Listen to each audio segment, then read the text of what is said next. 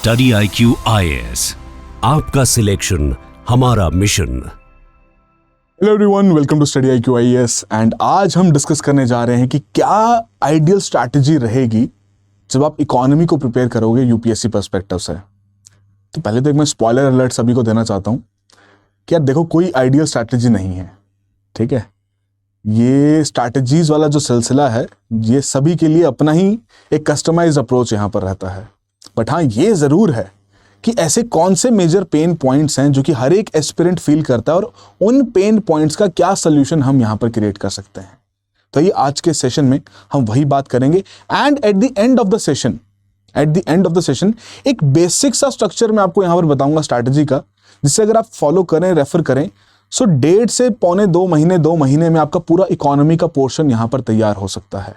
तो ये शुरुआत करते हैं आज के सेशन की। मेरा नाम अरविंद गुलेरिया है। तो बेसिकली अगेन इस प्रकार के पेन पॉइंट्स यहाँ पर रहते हैं कि कितना डेटा है, एक बुक से काफ़ी नहीं हो रहा है, करंट अफेयर्स से पढ़कर हो जाएगा। ये बहुत सारे लोगों का मिसकंसेप्शन भी यहाँ पर रहता है। But before addressing to that, let us look at this particular trend कि पीवाईक्यूज का ट्रेंड अगर प्रीलिम्स में देखा जाए काफ़ी ईजिली इस पॉइंट को सिग्निफाई कर देता है कि भैया इकोनॉमिक्स एक ऐसा सब्जेक्ट है जिसे आप छोड़ तो नहीं सकते। 20 सवाल आपके 2025 के प्रीलिम्स में पूछे गए हैं and out of this 20 questions जो कंटेंट हम यहाँ पर पढ़ा रहे हैं, 14 questions were directly solvable, right. आपका चाहे वो SIP की क्लासेस हों, चाहे फिर आपकी पेड क्लासेस हों, उसका कंटेंट हो, इजीली सॉल्वेबल थे। कोई ऐसा नहीं था कि आपको बहुत एक्सटेंसिवली जाके उस कंटेंट में जाना पड़ रहा था। बहुत सारे क्वेश्चन तो बल्कि क्लास में ही डिस्कस हो चुके थे, राइट। बट अगेन 2025 के क्वेश्चन पेपर को देखते हुए एक चीज तो बहुत क्लियरली यहाँ पर हाईलाइट होती है कि जो आपके बेसिक कॉन्सेप्ट्स हैं, दीज आर समथिंग जिनको आप बिल्कुल भी स्किप नहीं कर सकते। बेसिक कॉन्सेप्ट्स के बिना यहाँ पर बात नहीं बन पाएगी। आपको डेफिनेटली उस प्रकार का एफर्ट अपने स्क्रैच से रखना पड़ेगा, तभी जाके यहाँ पर बात बनेगी। ऑलराइट, फर्दर अगर हम मेंस की यहाँ पर बात करें, अगेन पर्टिकुलर ट्रेंड यहाँ पर हाईलाइट करता है कि भैया आप तो 100 नंबर तो आपके कहीं नहीं गए। GS3 के जो 100 नंबर है, जिसमें आपके 4 क्वेश्चंस इंडियन इकोनॉमी से, 4 क्वेश्चंस एग्रीकल्चर से यहाँ पर हमें देखने को मिलते ही हैं। तो ये ट्रेंड तो कुछ समय से यहाँ पर फॉलो हो ही रहा है और वही शायद 2025 के मेंस में भी हमें यही ट्रेंड हम यहाँ पर एक्सपेक्ट भी कर रहे हैं। So all in all, from the prelims perspective as well as from the mains perspective, this is that particular subject of yours which you cannot afford to skip, which you cannot afford to take lightly, कि आप इसको extensively आपको तैयार करना ही करना पड़ेगा। उसमें कोई दो राय है ही नहीं और रखनी भी नहीं है मन में कि लास्ट में कर लेंगे, करंट अफेयर्स हो जाएगा, बिल्कुल भी नहीं सोचना है, राइट। तो सिंस एक बेसिक सा फाउंडेशन यहां पर आपके लिए क्रिएट हो चुका है कि कितना इंपॉर्टेंट सब्जेक्ट है based on the questions, based on the marks जो कि यहां पर होल्ड करता है, तो एक बार थोड़ा सा डिस्कस कर ही लेते हैं कि कौन कौन से मेजर पेन पॉइंट्स हैं जो कि हर एक एस्पिरेंट यहां पर फेस करता है। सबसे बड़ा जो पेन पॉइंट यहां पर क्या है कि एम्बिग्विटी अक्रॉस द सोर्सेस, कि इतने सारे सोर्सेज हैं जिसकी वजह से हर एक एस्पिरेंट को लगता है कि भैया मैं ये भी पढ़ लेता हूं, मैं ये भी पढ़ लेता हूं, मैं वहां से भी पढ़ लेता हूं। Because economy as a subject इतना डायनामिक है कि आपको कोई एक किताब इसका मूल मंत्र यहां पर क्रिएट करके नहीं देगी। आपको डेफिनेटली कोई ना कोई पर्टिकुलर सोर्स तो फॉलो करना ही पड़ेगा, एक डेडिकेटेड सोर्स तो फॉलो करना पड़ेगा जिसने मल्टीपल जगहों से चीजों को कंबाइन करके रखा हो। और इसी सिनेरियो में ना जो एम्बिग्विटी है, इसी की वजह से एक बहुत बड़ा फोमो यहां पर रहता है, फियर ऑफ मिसिंग आउट, कि व्हाट इफ यार मैंने अगर ये वाला टॉपिक नहीं पढ़ा या ये वाला करंट अफेयर नहीं पढ़ा और इस पे सवाल आ गया। यार पूरी गेम जो है प्रीलिम्स की, it is not about getting the merit, it is about clearing the cut off. तो आपको हर एक क्वेश्चन तो पहली बात वहां पर आंसर करना ही नहीं है, राइट। और बहुत बार इसी फोमो की वजह से हम अपने सोर्स को ही, जिस सोर्स के साथ हम स्टिक रहते हैं, उसी को ट्रस्ट नहीं कर पाते। बिकॉज बहुत बार क्या होता है कि हम मॉक टेस्ट वहां पर अटेम्प्ट कर रहे हैं, एक बाउंसर सवाल वहां पर आ गया जिसके बारे में आपने नहीं पढ़ा था, आप अपनी पूरी प्रेपरेशन को ही यहां पर क्वेश्चन लगने लग पड़ते हो। वो एक आती है फीलिंग, बीइंग एन एस्पिरेंट मुझे भी वो फीलिंग आती थी, मैं बिल्कुल एक्सेप्ट करूंगा उस चीज को, क्यों बिल्कुल फीलिंग आती कि यार अच्छा ये सवाल तो मैंने कहीं देखा ही नहीं है, तब तो भैया मेरी प्रिपरेशन बहुत अधूरी चल रही है। तो ये कंसर्न पहले एड्रेस कर दो कि भैया ये फोमो मत रखो अभी के लिए, ठीक है। जो रेलेवेंट है उसके ऊपर फोकस रखोगे, अच्छे नंबर यहां पर आ जाएंगे और अच्छे मार्क्स से यहां पर प्रीलिम्स भी क्लियर कर लोगे। एंड कहीं ना कहीं एक बहुत बड़ा इल्यूजन रहता है कवरेज का, कि हम सभी चीजें यहां पर पढ़ लेते हैं, सभी सोर्सेज को यहां पर कवर कर लेते हैं और उससे हमारा एग्जाम यहां पर निकल जाएगा। भैया जो इल्यूजन है कवरेज का, उसको यहां पर कहीं ना कहीं अंडरस्टैंडिंग के साथ रिप्लेस करो। आपको अंडरस्टैंडिंग डेवलप करनी है कॉन्सेप्ट्स की, आपको सब कुछ कवर नहीं करना है। जैसे कि एक बहुत सिंपल सा मैं एग्जांपल आपको यहां पर दूंगा, ये 2023 का सवाल है, राइट। बिल्कुल S3I इनिशिएटिव, ऐसा टॉपिक जो कि आई डोंट थिंक सो किसी ने इस चीज को पढ़ाया भी होगा। अभी क्वेश्चन वहां पर आ गया, फोमो क्रिएट हो गया कि भैया ये सवाल कहाँ से आ गया। अब ऐसे सवाल देख के एस्पिरेंट को लगता है कि भैया मैं सारे सोर्सेज को यहाँ पर रेफर करूं। अब यही सोर्सेज देखने को मिलेंगे भैया अगर आपको किसी एक पर्टिकुलर सोर्स में मिल भी गया, किसी करंट अफेयर की मैगजीन में मिल भी गया, अब आप उस मैगजीन को रेपिटेटिवली वहां पर पढ़ते जाओगे बिकॉज एक रैंडम क्वेश्चन वहां पर आ गया था। तो भैया ऐसे रैंडम क्वेश्चंस को छोड़ने के लिए ही वहां पर रखा गया होता है, राइट। तो अगर आप अपना बेसिक, अपना कंसेप्चुअल क्लैरिटी वहां पर डेवलप कर लोगे तो जाहिर सी बात है आपको उन रैंडम क्वेश्चंस को हाथ मारने की जरूरत ही नहीं पड़ेगी। याद रखो इस चीज को, प्रीलिम्स आपको मेरिट हासिल नहीं करनी है, आपको वो कट ऑफ क्लियर करना है और वो आपके basic concepts important current affairs के थ्रू काफी इजीली हो जाता है। इस फोमो के चक्कर में यहां पर नहीं पड़ना है, एक कांस्टेंट सोर्स यहां पर रेफर करना है, उसके थ्रू आपकी यहां पर बात बन जाएगी। ये एम्बिग्यूटी यहां पर नहीं रखनी है। तो एक बार सोल्यूशन भी देख लेते हैं भैया इस चीज के, क्या सोल्यूशंस यहां पर रहेंगे हमारे पास। तो पहली बात तो ये है कि आपको एक फाउंडेशन क्रिएट करना है। अब वो फाउंडेशन आप किसी भी किताब से भी कर सकते हो, राइट। किसी आप कोचिंग इंस्टीट्यूट के नोट्स अगर रेफर करना चाहते हो डेफिनेटली आप वो भी कर सकते हो। द काइंड ऑफ नोट्स जो कि हम यहाँ पर कवर करते हैं, हम स्टैटिक प्लस जो आपके करंट अफेयर्स हैं उनको ही इंटीग्रेट करके आपके लिए क्रक्स यहाँ पर प्रोवाइड करते हैं। That is the whole concept of it, right. But the point is एक फाउंडेशन तो आपको वहां पर रखना ही रखना पड़ेगा, चाहे फिर आपकी किताब हो। अब इसमें ना बहुत सारे लोग रहते हैं जो कि बुक्स का सोर्सेस पूछते हैं मुझसे। तो बुक्स के केस में even if you want to follow particular book, पहली बुक तो मैं आपके लिए स्टडी आईक्यू कहूंगा। The content is quite intensive, आप स्टडी आईक्यू की किताब भी वहां पर जाके ले सकते हो इकोनॉमी की, राइट। अगर आपको किसी पब्लिकेशन की और अच्छी किताब, या आप चाहते हो कि नहीं भैया मुझे किसी एक ऑथर की किताब यहां पर चाहिए, इंस्टीट्यूट की किताब नहीं चाहिए, तो उस केस में Nitin Singhania can be your go to source, right. ये बहुत बड़ा डाउट यहां पर रहता है, बट एक बहुत सिंपल सा पॉइंट मैं रखूंगा। स्टडी आईक्यू की किताब में मल्टीपल सोर्सेज के थ्रू डेटा वहां पर कंपाइल किया गया, मल्टीपल सोर्सेज के थ्रू आपका कंटेंट वहां पर क्रिएट किया गया है, राइट।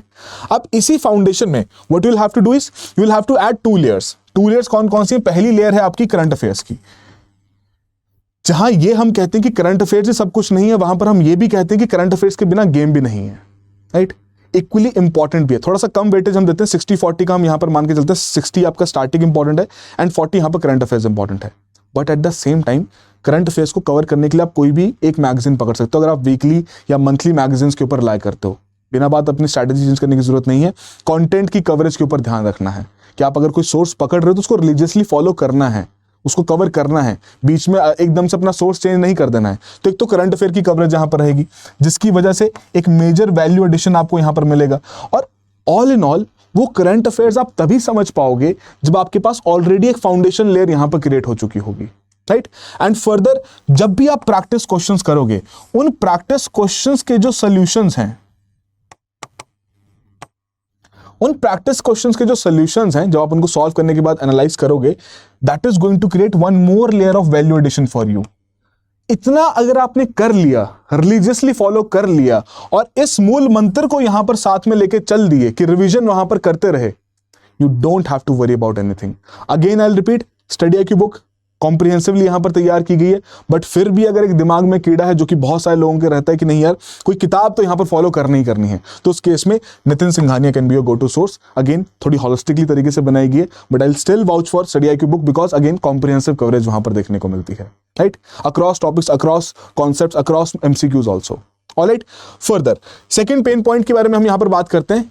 जो सबसे बड़ा डाउट यहां पर आता है कि अरे काम करते हैं, इकोनॉमी का जो सब्जेक्ट है तो करंट अफेयर से आता है, जो करंट अफेयर में चल रहा होगा, क्यों ना उसी को पढ़ लिया जाए, है ना। और फिर यही मन में सोच रहे थे क्या ये काफ़ी होगा या इसके बियॉन्ड और भी पढ़ना था, और हम सिर्फ और सिर्फ इन द एंड जाके यही सोच सोच के अपना टाइम वेस्ट कर देते हैं, और लास्ट में जब एग्जाम बचता है हार्डली 3-4 महीने, अब पूरा सिलेबस तो कवर नहीं कर पाएंगे बिकॉज बाकी सब्जेक्ट्स भी रिवाइज करने हैं, तो फिर हम करंट अफेयर्स को पढ़ना शुरू कर देते हैं। अब करंट अफेयर्स के ऊपर अगर आप सोलली रिलाई करोगे, राइट, अब उस केस में कहीं ना कहीं जो आपकी कंसेप्चुअल अंडरस्टैंडिंग है, it will be quite shallow. आप अपने कॉन्सेप्ट्स को एड्रेस नहीं कर पाओगे। जितना मर्जी आप बैक लिंकेज क्रिएट कर लो सिर्फ और सिर्फ करंट अफेयर पढ़ के, फिर भी वो कॉम्प्रिहेंसिव कवरेज आपको देखने को नहीं मिलेगी। वो इंटर लिंकेजेस ही आप क्रिएट नहीं कर पाओगे, जो कि सिर्फ और सिर्फ प्रीलिम्स के लिए इंपॉर्टेंट नहीं है, आपकी मेंस आंसर राइटिंग के लिए भी इंपॉर्टेंट है। वो स्ट्रक्चरिंग करने के लिए आपको पहले स्टैटिक कवर करना पड़ेगा, फिर उसके ऊपर करंट अफेयर्स की आप परत लगाओगे, तब जाके भैया आपका पूरा तड़का वहां पर तैयार होगा। तो ये एक वेग अप्रोच फॉलो नहीं करनी है, शैलो अप्रोच फॉलो नहीं करनी कि सिर्फ करंट अफेयर्स पढ़ा और बात बन गई। Never going to be the case with you. कभी आपको अच्छा रिजल्ट जनरेट करके दे ही नहीं पाएगा।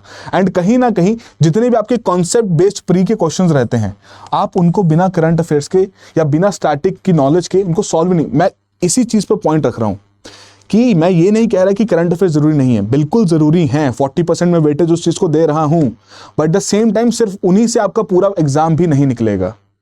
चाहे वो प्रीलिम्स की बात हो या मेंस के केस में, तो भैया आपको होलिस्टिक कवरेज यहां पर चाहिए। आपको इश्यूज के बारे में स्क्रैच से पता होना चाहिए, तब जाके आप उसका आंसर वहां पर लिख पाओगे। करंट अफेयर से तो आपको उसका वैल्यूडेशन कंटेंट मिलेगा, जिसको आप अलग से क्रीम लगा के उसको अच्छे तरीके से अपने आंसर्स में निकालोगे, फैक्ट्स लिखोगे, डेटा सेट्स लिखोगे, और उसके थ्रू आपकी वो एक कॉम्प्रिहेंसिव कवरेज आपके आंसर राइटिंग में देखने को मिलेगी। So again, do not rely on the current affairs only, कि करंट अफेयर्स हो गया और उससे बात यहां पर बन जाएगी। ये सोल्यूशन अपने लिए बिल्कुल भी तैयार नहीं करना। जैसे एक सिंपल सा सवाल 2021 का है कि इनमें से कौन कौन से जो आपके टूल्स हैं वो फॉरेन डायरेक्ट इन्वेस्टमेंट में इंक्लूड किए जा सकते हैं, राइट। नाउ अगेन रेलेवेंस यहां पर क्या है कि उस समय पर आपके कन्वर्टिबल बॉन्ड्स न्यूज में थे, तो चलो आपने कन्वर्टिबल बॉन्ड्स यहां पर पढ़ लिया होगा, राइट। उससे आपने जीडीआर ना पढ़ा हो, ग्लोबल डिपॉजिट रिसीट्स ना पढ़ा हो, आपके स्टैटिक में आता हो, राइट, तो आप कहीं ना कहीं इस क्वेश्चन को अगेन गलत मार्क वहां पर कर सकते हो, है ना। तो ये जितने भी आपके कंसेप्चुअल बेस्ड जो सवाल हैं, स्टैटिक बेस्ड कंसेप्चुअल सवाल हैं, इनके लिए तो आपको स्टैटिक पोर्शन पढ़ने पड़ेगा ना। कन्वर्टिबल बॉन्ड्स क्या है, किस तरीके की फॉरेन इंस्टीट्यूशनल इन्वेस्टमेंट की बात की जा रही है, जीडीआर्स क्या है, नॉन रेजिडेंट एक्सटर्नल डिपॉजिट क्या है, ये सारे के सारी चीजें आपकी करंट अफेयर में नहीं कवर हो पाएंगी, क्योंकि करंट अफेयर में तो वही चीज कवर होगी तो न्यूज में रहेगी। There is a very good chance कि आपको ऐसी एक दो ऑप्शन वहां पर देखने को मिले जो कि आपके स्टैटिक पोर्शन से डायरेक्टली वहां पर लिंक करती है। और वैसे अगर किसी को इसका जवाब पता है तो जरा चैट बॉक्स और कमेंट बॉक्स में जरूर मेंशन कीजिएगा, बहुत खुशी होगी, राइट। फर्दर मेंस के केस में अगर यहां पर देखा जाए कि inclusive growth possible under the market economy, क्या सिग्निफिकेंस है फाइनेंशियल इंक्लूजन का in achieving the economic growth in India. अब फर्स्ट पोर्शन जो है वो कहीं ना कहीं आपका फाउंडेशन को यहां पर क्वेश्चन करता है, आपके स्टैटिक पोर्शन को यहां पर क्वेश्चन करता है, राइट। एंड सेकंड केस में जो जिस प्रकार के फाइनेंशियल इंक्लूजन इनिशिएटिव्स यहां पर सरकार द्वारा लिए जा रहे हैं वो कैसे हेल्प कर रहे हैं इकोनॉमिक ग्रोथ अचीव करने में, उसके बारे में यहां पर पूछा गया है। तो अगेन स्टैटिक पोर्शन के साथ आपको वो डायनामिक कंटेंट करंट अफेयर्स का डालना पड़ेगा, तभी जाके आप इस क्वेश्चन की डिमांड को पूरा कर पाएंगे। And UPSC is not just a game of prelims, आपको भैया मेंस को फोकस में रखना है। 100 नंबर डायरेक्टली आपके सब्जेक्ट से हैं, तो दिस इज समथिंग जिसको आप स्किप नहीं कर सकते। 100 नंबर छोड़ दिए या ढीले पड़ गए तो आप ऐसे ही रेस से बाहर हो गए, कोई फायदा नहीं उसके लिए फिर 1 साल दोबारा वहां पर प्रिपेयर करने का, राइट, अगर आप इसी बेसिक क्रक्स को यहां पर ना समझ पाओ। So again very important thing which will have to understand, alright. तो ऐसी चीजें हम बहुत सारी अपने ग्रुप्स में भी डिस्कस करते रहते हैं ना, आपके डाउट सेशंस वहां पर लिए जाते हैं, मॉक क्वेश्चंस हम वहां पर डिस्कस करते हैं, current fair updates, case studies की पीडीएफ से सभी चीजें हम वहां पर प्रोवाइड करते हैं। तो definitely if you want to join, आप यहां पर ज्वाइन कर सकते हैं थ्रू दिस हैंडल, अदरवाइज ये क्यूआर कोड भी आपके लिए यहाँ पर अवेलेबल है। एंड फर्दर अगर आपका कोई भी क्वेरी है, कोई भी कंसर्न है प्रिपरेशन से रिलेटेड, सब्जेक्ट से related, this is my contact number, या तो मैं अवेलेबल रहूंगा या मेरी टीम यहाँ पर अवेलेबल रहेगी। कोई कोर्स से रिलेटेड भी अगर आपका कंसर्न है तो डेफिनेटली जाके आप उसको इस नंबर पर कॉल करके अपने कंसर्न्स आप यहाँ पर पूछ सकते हैं, या डिस्क्रिप्शन में आपको एक फॉर्म भी देखने को मिलेगा, उस फॉर्म पर भी आप अपनी डिटेल्स भेज सकते हो। I will definitely contact you, alright. Okay then further अभिनी का सोल्यूशन यहां पर क्या है कि आप एटलीस्ट एक करंट अफेयर की मैगजीन को रेफर करो, मल्टीपल सोर्सेज में जाने की जरूरत नहीं है, एक रेफर आपको करनी है, राइट। अगर आप डेली करंट अफेयर्स नहीं फॉलो कर पाते, वीकली नहीं कर पाते, तो एटलीस्ट मंथली मैगजीन वहां पर फॉलो करो। And again I will watch for the study IQ magazine. जो कॉम्प्रिहेंसिव कवरेज यहां पर हम इंश्योर कर रहे हैं across different subjects, different topics, right, उसके थ्रू आपका प्रीलिम्स और मेंस दोनों तरीके की कंसर्न्स को, दोनों तरीके के कंटेंट को हम यहां पर कवर करते हैं, राइट। और इसी करंट अफेयर को आपको क्या करना है, अपने नोट्स में यहां पर इंटीग्रेट करना है। वो वैल्यू एडिशन जो इस करंट अफेयर से आपको मिल रही है, अपना जो आपका बेस फाउंडेशन है जो आपने पहले क्रिएट किया, जैसे मैंने आपको पहले बताया, एक एक्स्ट्रा लेयर आपको यहां पर डालनी पड़ेगी, राइट।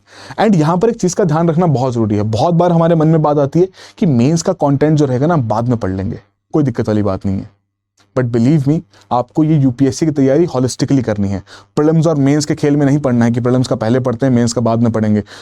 बिल्कुल समय नहीं मिलेगा, 10 हफ्ते का समय मिलता है यार, जिसमें से 1 हफ्ता तो आप इसी सोच में निकल जाते हो कि प्रीलिम्स निकलेगा कि नहीं निकलेगा, नहीं उतना मोमेंटम बिल्ड हो पाता।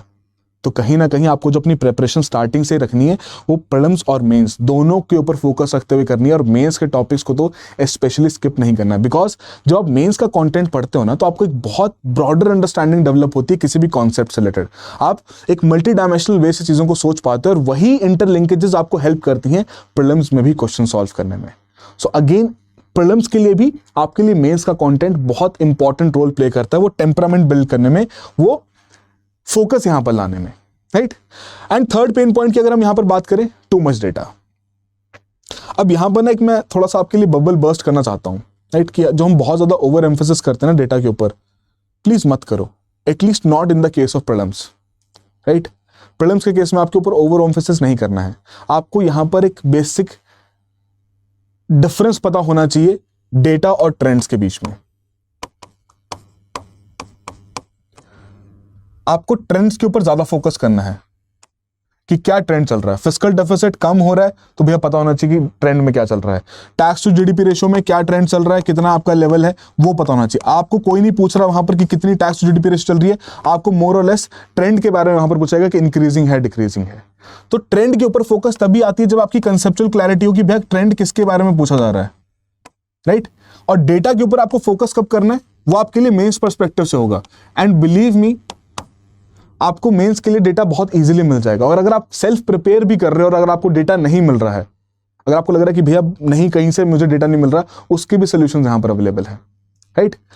But again the concern is what, कि पहली बात तो यही पता नहीं लगता कि भैया अगर डेटा आ भी गया तो उसको यूज कैसे करना है। बहुत बार हम क्या करते हैं, उसको क्रैम करना शुरू कर देते हैं। It is not suppose to be crammed up.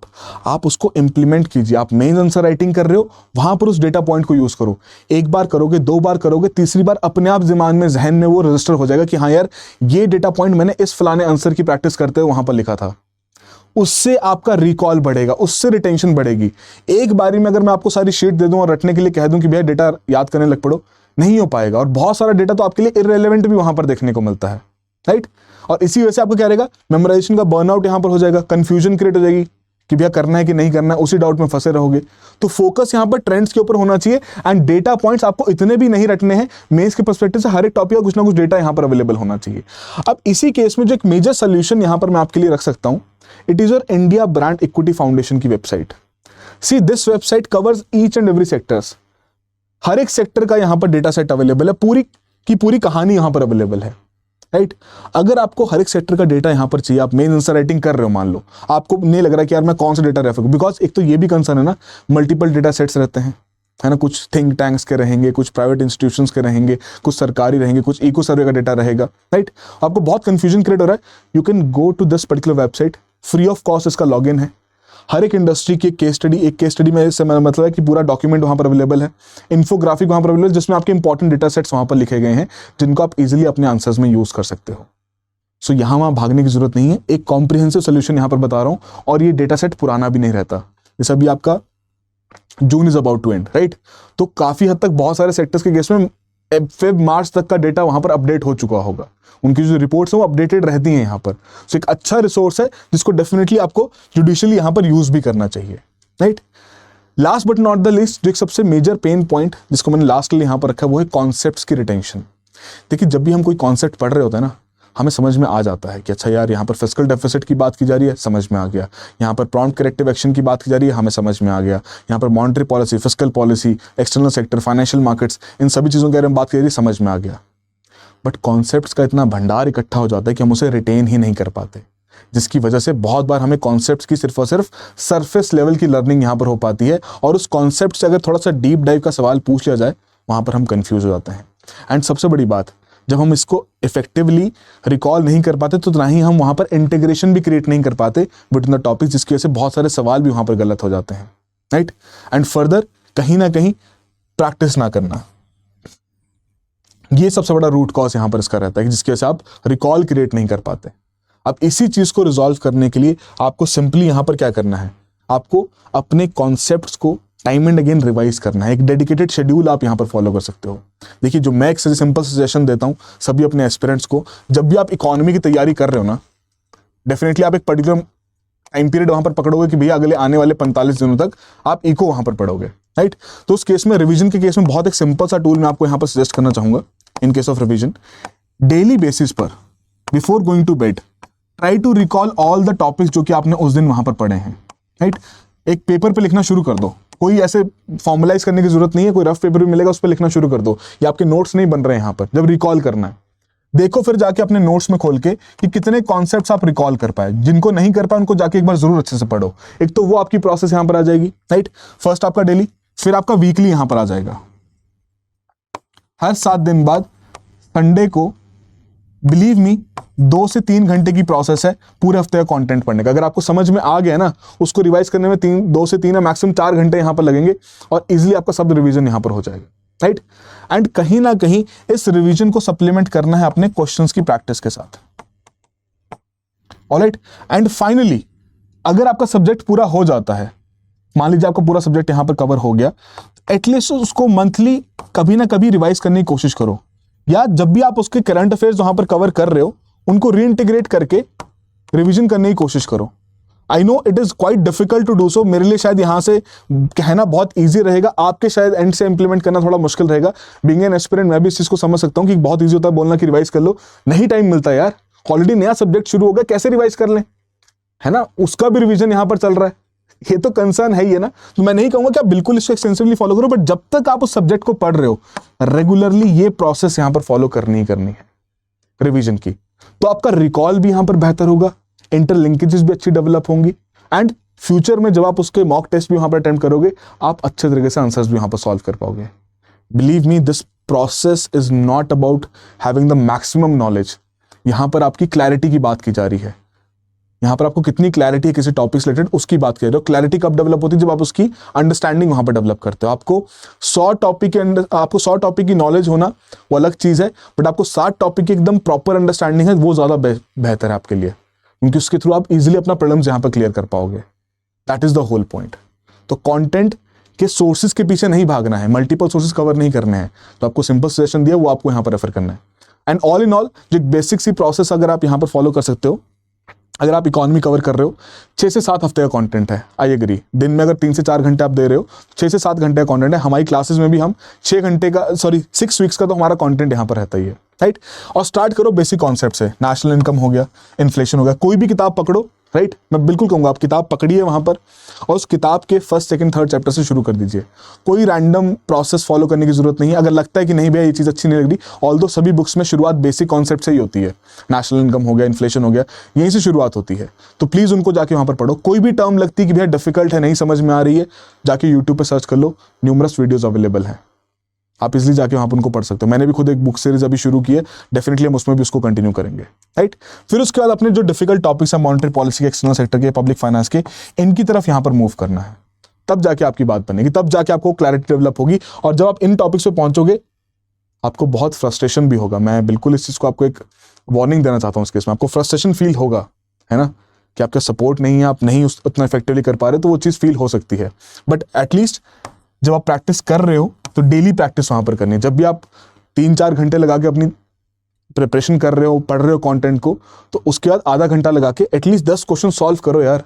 बहुत सारा क्वेश्चन बैंक अवेलेबल है, स्टडी IQ की किताब वहां पर ले लो। मैं नहीं कह रहा कि आपको बिल्कुल हाई एंड यूपीएससी लेवल के क्वेश्चन सॉल्व करने हैं, आप चाहे बेसिक सवाल सॉल्व करो, बट वो जो प्रैक्टिस है वो आपको रिकॉल में हेल्प करेगी, वो रिविजन में यहाँ पर हेल्प करेगी। एंड कहीं ना कहीं इस वीकली रिविजन की जो मैं बात कर रहा था, जो वीकली रिवीजन की जो आपकी ड्रिल है, इसको सप्लीमेंट करो अपने सेक्शनल टेस्ट के साथ। Again very crucial for you, तभी जाके उस पूरे हफ्ते का जो आपने पढ़ा, आपने रिवाइज भी किया, अब उसकी इंप्लीमेंटेशन हो पा रही है, एप्लीकेशन हो पा रही है या नहीं, उसको आप यहां पर जस्ट कर पाओगे। एंड फाइनली जो आपके मेजर टॉपिक्स हैं मेंस पर्सपेक्टिव से, इंफ्रास्ट्रक्चर, एग्रीकल्चर, फिर इनके ऊपर आप मेंस पर्सपेक्टिव के साथ थोड़ा एक्स्ट्रा फोकस कर सकते हो, राइट। इनको एंड के लिए रखो, ठीक है। मैं नहीं कह रहा कि बाकी टॉपिक्स में नहीं है, मॉनेटरी पॉलिसी भी आपके लिए मेंस के पर्सपेक्टिव से इंपॉर्टेंट है, एक्सटर्नल सेक्टर से भी सवाल देखने को मिलते हैं, पब्लिक फाइनेंस से भी, but these topics are mostly relevant to mains perspective. इसलिए मैं कह रहा हूं कि ज्यादा सवाल आपके मेंस में देखने को मिलते हैं, तो इनका फिर उस हिसाब से एक मेंस इंटेंसिव फोकस के साथ इनकी तैयारी करो, तो 6 से 7 हफ्तों में सारा कंटेंट आपका कवर हो सकता है।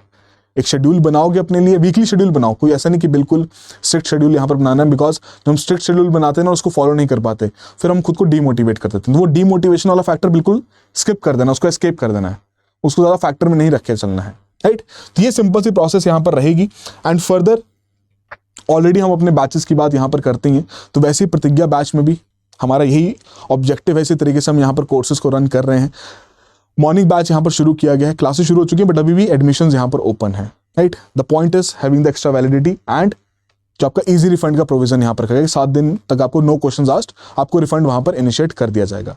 द पॉइंट ऑफ दिस प्रतिज्ञा batches, it is a P2I batch. Problem से लेकर इंटरव्यू तक की पूरी प्रिपरेशन हम यहाँ पर करते हैं, subject by subject content coverage रहती है, weekly test, sectional test, FLTs सभी कुछ यहाँ पर अवेलेबल है। मंथली जो टेस्ट रहेगा उसमें अच्छा परफॉर्म करोगे, कैश रिवॉर्ड्स यहाँ पर रखे जा रहे हैं 11,000 रुपए तक के। And for the very first time जो टॉप 10% स्कोरर्स रहेंगे यहाँ पर, हमारे इस बैच के जो परफॉर्मर्स रहेंगे, उनके लिए प्रीलिम्स रेजिडेंशियल प्रोग्राम यहाँ पर इंप्लीमेंट किया जा रहा है। एंड उस प्रोग्राम के थ्रू ऑब्जेक्टिव क्या है कि आप हमारे पास आइए 90 से 100 दिन पहले, राइट।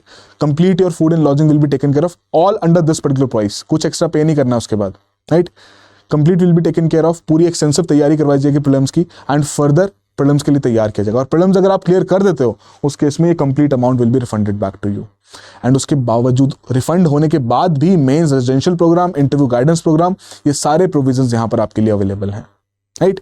तो डेफिनेटली जाके चेकआउट कीजिए। Prices have already been reduced, right, because आपकी ये सेल यहाँ पर चल रही है अभी। एंड कहीं भी कोई भी कंसर्न आपका रहे किसी course related, if you want to talk to me, want to have a word with me, you can definitely call on this number. या तो मैं रहूंगा, या अगर कोई क्लास वगैरह रहती है तो उस समय पर नहीं अवेलेबल हो पाते, तो समय पर टीम आपके लिए यहाँ पर अवेलेबल है। ऑलराइट, तो आई होप एक बेसिक सा क्राइटेरिया यहाँ पर समझ में आया हो। प्लीज थोड़ा समझना इस चीज को कि कोई भी स्ट्रैटेजी आप ब्लाइंडली फॉलो नहीं कर सकते। इट इज स्ट्रैटेजी एक ऐसी चीज जो कि बहुत कस्टमाइजेबल है, आप जगह जगह से इनपुट ले सकते हो। तो वही इनपुट्स मैंने आपको यहाँ पर देने की कोशिश की कि ये पेन पॉइंट्स हैं, इनको एड्रेस करो, इनको इस तरीके से यहाँ पर काम करो, तो डेफिनेटली आपको अच्छा क्रक्स, अपना अच्छा रिजल्ट वहां पर देखने को मिलेगा। और ये आइडियल सा एक फ्लो चार्ट है जिसको आप फॉलो कर सकते हो। अगर इन चीजों को आपने ध्यान में रख लिया तो डेफिनेटली आपकी पूरी प्रिपरेशन अच्छे तरीके से हो जाएगी। एंड फर्दर अगर आपकी कोई भी कंसर्न है, कोई भी क्वेरीज है, you are more than welcome, आप अप्रोच कीजिए, हम आपकी हर एक क्वेरी को एड्रेस करेंगे। तो आई होप सभी के लिए कुछ ना कुछ वैल्यूडेशन यहाँ पर जरूर रहा हो। So that will be all the very best, have a good preparation. Study IQ IAS, आपका सिलेक्शन हमारा मिशन।